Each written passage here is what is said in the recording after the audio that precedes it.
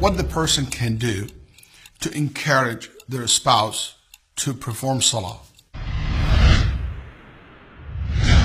I'm glad that you asked those questions, because this is one of the duties that we have and the responsibilities we have towards our spouses.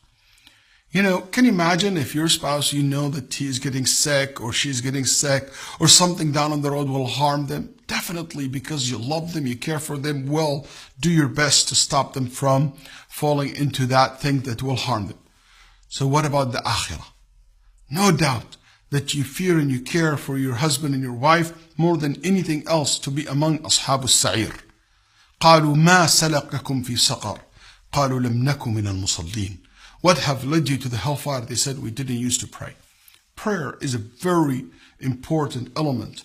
It is Amudul Islam, the main pillars in Islam. As Umar radiallahu anh said, there is no chance for someone to claim Islam if he or she doesn't pray.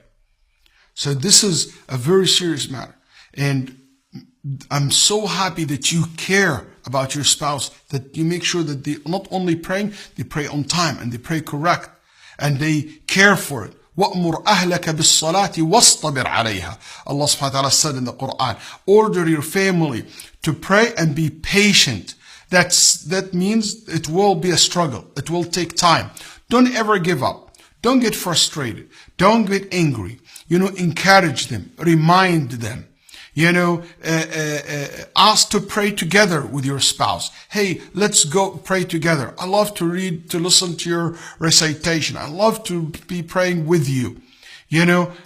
Also, one of the things that you can do with your spouse is to care. It's not right for you to walk to the Fajr prayer and you leave your wife, for example, sleeping, and you know that she's not going to wake up for Salat al-Fajr. Make sure that you wake her up. Also care to pray the Sunan, the extra volunteer prayers. Believe it or not, it protect your faridah, protect your obligations prayers.